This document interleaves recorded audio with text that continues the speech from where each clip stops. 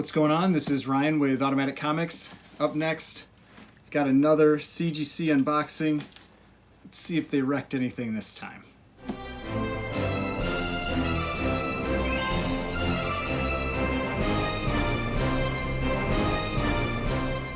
Alright, so before we get started, please remember to hit that like button and hit the subscribe button if you'd like to see more content like this.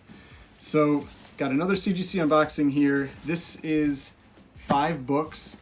This is a fast track economy submission, and again, crazy fast on the turnaround time on this one. This was, I sent it in on March 7th and got it back on what is it, April 13th? Let me check.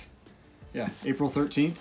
And so really fast, especially for fast track. It is worth it to pay the extra little bit of money to fast track your books, because if you don't fast track it, it's like 200 days. It's some obscene number like that. In fast track it was like 25 business days, something like that. So really fast. Now, at least this box looks like it is one of their nice sturdy boxes and isn't crushed in anywhere, so I'm hoping everything is fine. Because if you have watched Gary's recent CGC unboxing video, oh man, it's brutal. It's like they shipped it in a box that was too small, a box that was really not strong enough for what was in there, and the results, you'll just have to watch the video. It's pretty bad. So we've got 5 books in here. Like I said, these were fast track economy, and so what that means is they're books that were valued at $400 or less in terms of the submission, and there's some cool books in here. They should all be universal. If there are any purple labels in here, I will be disappointed. So hopefully no purple labels. Let's see if there's 5 books, and looks like maybe I opened it upside down, even though that's where the label was. But so that means I can't see the labels anyway, so that's good. But yes, there are 5 books in here. Now, the reason I'm not really too concerned about this one, and oh god, I may regret those that choice of words, but there are 3 books in here that I am expecting to be 0.5s, because one is incomplete, another one is, you'd probably say it's incomplete because of a piece missing out of an interior page and it's really beat up, and another one is also incomplete, missing a centerfold. Now, one of the books I'm expecting like a 1.0. I'm hoping it doesn't get the 0.5, a 1.0, and then the last one, I think I had it as a 2.53. So that's the one that has some risks, because the spine was a little rough, and if you've watched my prior videos on these unboxings, they have been really rough on the books that have somewhat, not even fragile spines, but I'll call it fragile spines, and they've been kind of damaging them. So hopefully that is not the case here. But we'll start with the first book here. I don't know what it is, and that should be the back. So let's see what this one is. All right. Okay, so this is Suspense Comics number 5. This is a really great L.B. Cole cover, and this one is missing the centerfold, so it should be a 0.5. Hoping it is a blue label, no restoration or anything like that, but really nice looking 0.5. You can see it's got some damage over here. But this is an early L.B. Cole cover. The Suspense Comics run has a bunch of great books in it. And let's see what this one is. Yes, all right, 0.5. And yes, they confirmed that centerfold is missing. And so you can see, it's got some little things on the edge that would have been a low grade anyway. It's a split spine. I think they didn't even notate that. But I believe it's a split spine, and I think detached cover. But it is a missing centerfold, so it's 0.5 regardless, but a really sharp looking book. And just these Suspense Comics, they are rare, they are tough to come by. There's only 17 of these on the census, so even at a 0.5, especially one that really looks this nice, not a bad deal. And just because I love taking the opportunity to show these books off whenever I get a chance to, these are the other books from the Suspense Comics run that I have. This is Suspense Comics number 4, which is one of the first. This is number 5. This one here is number 5. Then this is number 4, one of the first L.B. Cole covers. Just really cool. It's done in the same general kind of like style, not style, but content as issue number 3, which is the really famous Alex Schomburg cover. You've got the bondage, good girl art, hooded villain type cover. But yeah, really cool one. And then the next one is Suspense Comics number 8, which is this really awesome like spider skull cover. And these are all LB Cole. Then another one of my favorites, Suspense Comics number 9, which is this really cool like trance eye cover, which I said I really like because I'm a big anime fan, and it just always reminds me of the Sharingan and that kind of thing from Naruto. And then one of my favorite comics that I own, Suspense Comics number 11, which is this classic LB Cole Devil cover. And so cool to add another Suspense Comics issue to this group of books. Now, if you watched my prior video on that, it was a little disappointing because I did, it was supposed to be a complete copy, but it was, when I did the page count, saw that it was missing the centerfold. We worked out something, so I still kept the book because it's a nice presenting copy. But yeah, it should have been something more like a 1.15, maybe something like that. But instead, 0.5 because of the missing centerfold. But still exists, has a nice looking cover, so that's important. All right, so let's see what the next book on here is. So that's the, all right. So the next one, yes, you can see through the case. Look at that. So this is Mystic Comics number 2, or volume 2, number 2. And so this is this really, like, it's a World War II era book. I think it's 1944. You've got this like skull Nazi doctor on the front. You've got the bondage cover, and it's the hypodermic needle cover. Lots of things that are great elements for this era of book. Unfortunately, that's not Captain America busting through. I believe that's Angel, and so that's yeah, there we go, Angel. And so that's why this, if it was like Captain America or Human Torch or something, it'd be worth way more. But this one clearly was visited by mice or rats or something like that, and they chewed out this corner down here, which is why you can see through it. CGC did not make a mistake there.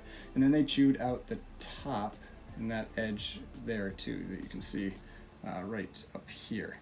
Now this one, again, I would expect it to be a 0.5 regardless because of the amount of rodent chew, but there's also some kind of, it's like half of a page that was missing on the interior, and so it's a 0.5, but it's just such a cool looking book. I thought it would look really nice in a slab.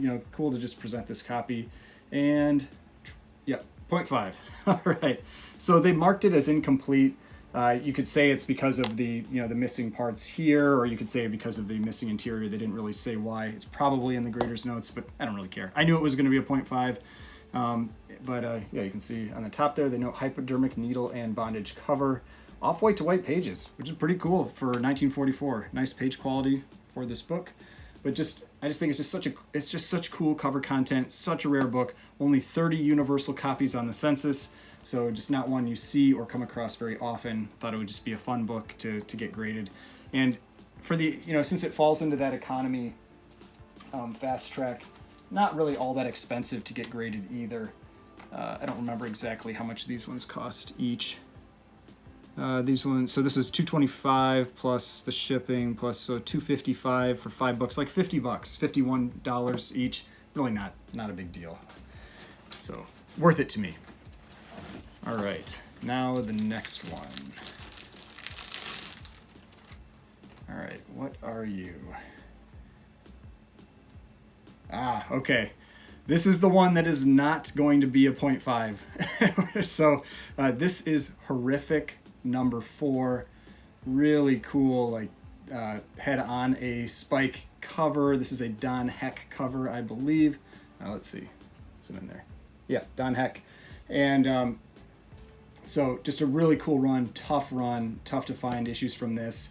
Now this one, the reason I sent this one in this group, I didn't send it out to get pressed separately, is it had already been pressed by the people I bought it from. Now this one I had as a 253. It is a very nice presenting copy.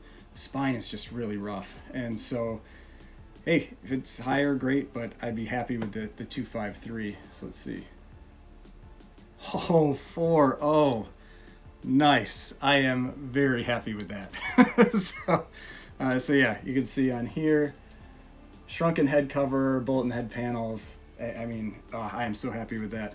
I was really worried about that spine, because you can see spine has has quite a bit of wear all along it. You know, and so you worry that it's going to get detached during shipping or detached during grading. But yeah, the main image and everything looks really nice. So I am happy with that.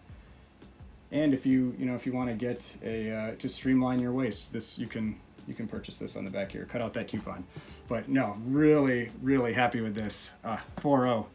That's exciting. I'm pumped about that.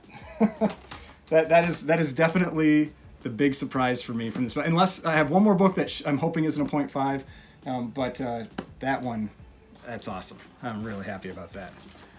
And so that book, there are only 35 universal copies on the census. So another very rare book, and that's why those horrific books are they're tough to come by.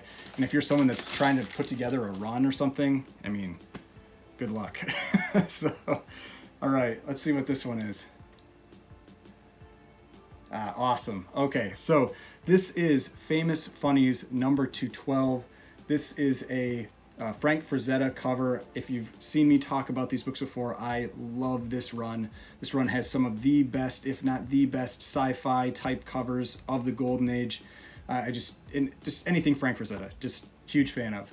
So this one, you've got Buck Rogers on there saving the woman in the red dress that's floating out in space, but can somehow still breathe. You know, I don't know, maybe there's some atmosphere where they are. But this one is extremely beat up. I was expecting a 1.0 because it's complete, but if you've heard what I've said before, CGC can be really tough on those low-grade copies and throw lots of stuff into the 0.5, so you know they could be hard on it, but I'm really hoping it's at least a 1.0. So let's see. All right, there's the 1.0. All right, so cover detached. You know, it's a rough-looking copy. You can see a little closer now. But yeah, I'm plenty happy with that. I mean, just having it in the slab where, you know, you can feel like you can handle it without the thing not crumbling, you know, falling apart. 1.0, what I was expecting, real happy with this one.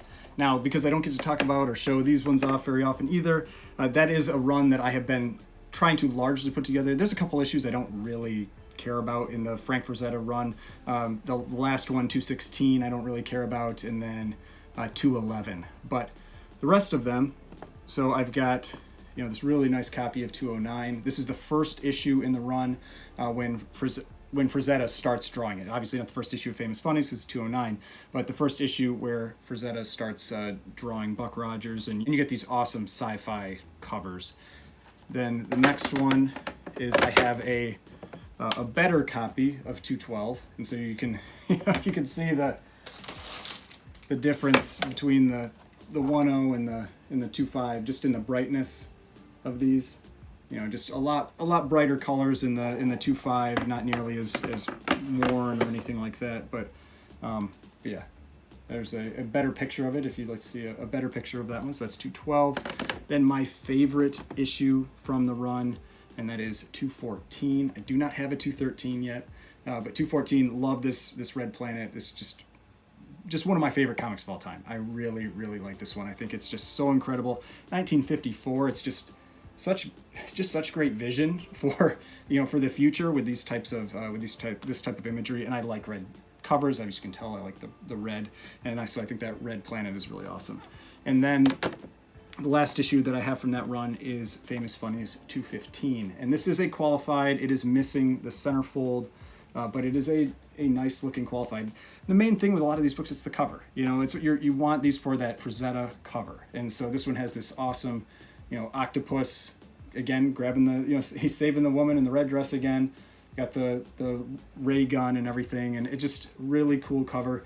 And the green background actually looks pretty sharp with the green label, so can't complain too much. I obviously will try to get a complete copy at some point, but I was able to pick this one up on eBay at auction. I thought I got an awesome price for it because it's, when you auction off kind of qualified type books like this, it's a very specialized group of people that are going to be buying it, and so a lot of times you can potentially get some discounts on them, and I felt like I got this one for a great price and just really cool Frazetta cover. Now, the last one here. This one will pair very well with one of the books from one of my prior unboxings. This one is guaranteed to be a 0.5, possibly the crappiest 0.5 that is out there. But I think I just think it looks so cool when they're beat up like this. It is incomplete. It is missing the back cover. This is, let's see here. There you go. This is Avengers #4.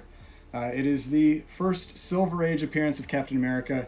You can see that this book just looks like it went through a fire, but I think it looks so cool.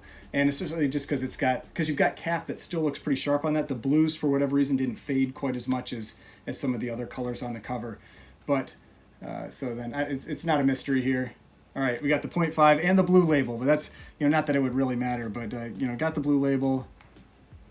Back cover missing, page 16 detached. Yeah, this back page was completely off the book, but still, it's Avengers #4. It's first Silver Age appearance. Captain America. I think it's such a cool book, and it pairs so well with this one that I just got graded, this Avengers #1.5. Now this one is complete. It's just got all kinds of color touch, and it's the 7 staples added to it, really beat up. But yeah, like, look at those two right next to each other. Just like 2 of the lowest grade copies that you could ever get for these early Avengers books. And so yeah, this one, it's not nearly as rare as those others. Like, I forgot to mention the famous Funnies 212. There's just 77 universal copies of that one. So again, rare books, all under 100 on the census. But with this one, lots more than 100, many thousands of copies of this on the census. But still, if you want that first Silver Age appearance of Captain America, there's price points for everybody. You always start somewhere, and you can upgrade your books. And I just think this one, it just looks so cool. And if you're wondering what the back page looks like, it's this, because it's missing the back cover. And like I said, it looks like this thing went through a fire. Just ridiculous on the condition of this book. And brittle pages, amazing. So it's got everything going for it with this copy.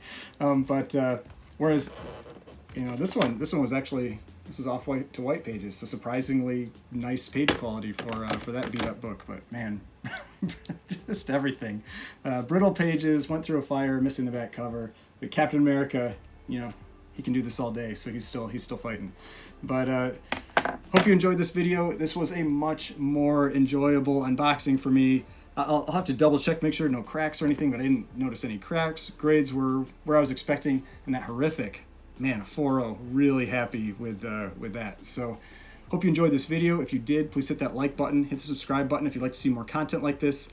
I've got more videos over here if you'd like to watch some of my other videos, and the subscription button right here. If you'd like to subscribe to the channel, I would really appreciate it, and I will see you in the next video.